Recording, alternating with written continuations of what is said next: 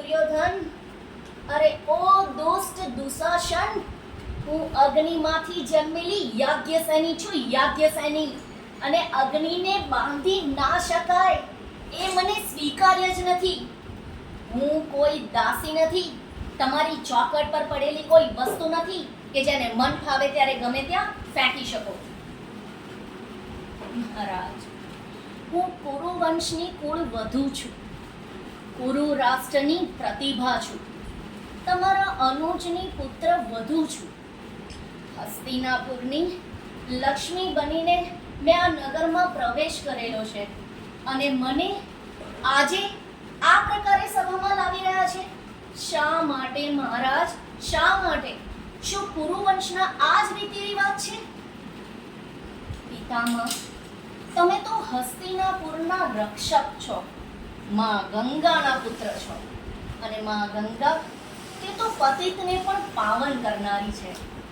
તો પછી તમારી નજરની સામે આ પાપને થતા તમે કેવી રીતે જોઈ શકો છો પિતામહ? ઓકે, નો પ્રોબ્લેમ. બોલો, જવાબ આપો મને. શું અસ્ત્ર શસ્ત્રનું જ્ઞાન આપવાની સાથે લાજ, શરમ અને મર્યાદાની શિક્ષા આપવાનું તમે ભૂલી ગયા હતા? હસ્તિનાપુરના સન્માનનો અંત થતા તમે કેવી રીતે જોઈ શકો છો પિતામહ? કેવી રીતે? તમારા મનની આંખોથી જુઓ મહારાજ, તમારા પુત્રો કેવી રીતે મર્યાદાનો ભંગ કરી રહ્યા છે મહારાજ. તમે ચૂપ કેમ છો મહારાજ? અરે ઓ શૂરવીર પાંડવો, તમે બધા મને હારી ગયા, તમારી પત્નીને હારી ગયા. શું તમે બધા ભૂલી ગયા કે હું તમારા પાંચેયમાંથી કોઈ એકની નહીં, પરંતુ પાંચેયની પત્ની છું, પાંચાલી છું હું. તમારા પરિવારના સુખ ખાતર તમારા 5 ભાઈઓમાંથી કોઈ 4ને સંન્યાસ ના લેવો પડે તે ખાતર મેં મારું સમગ્ર જીવન તમારા બધા પર કુરબાન કરી દીધું.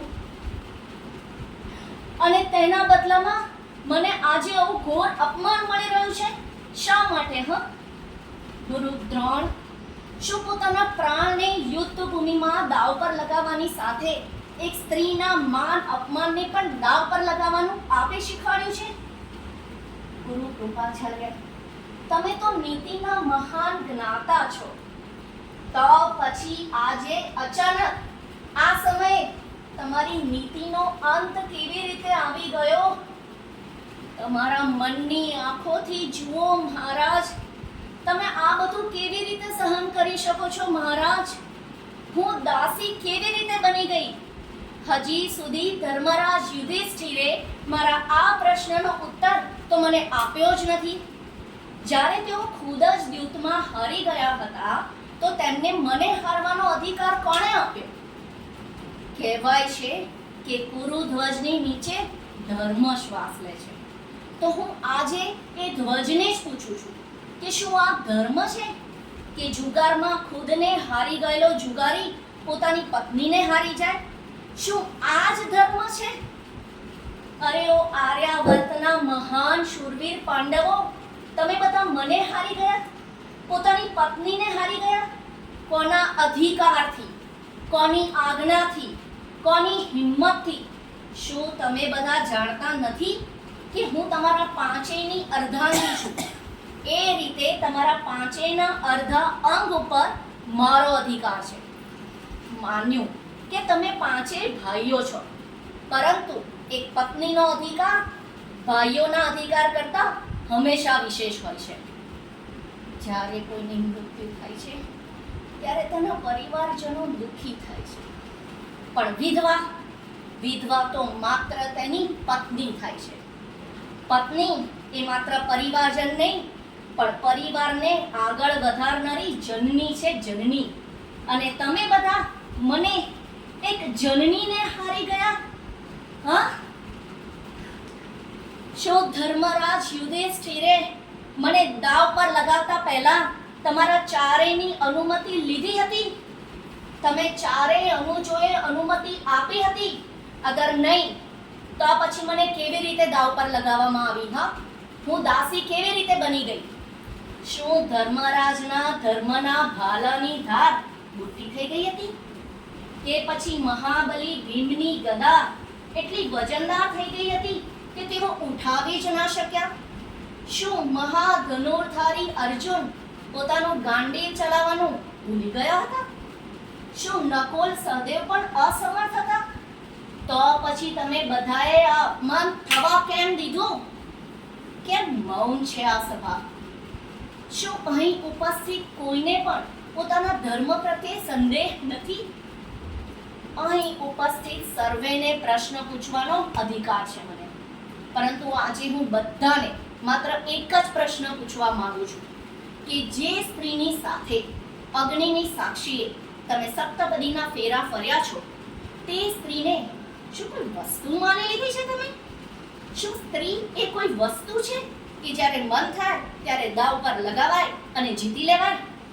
શું સ્ત્રીનું માન સન્માન એ કોઈ રમકડું છે કે જ્યારે મન થાય ત્યારે શણગારો અને મન થાય ત્યારે પગ નીચે કચડી નાખો?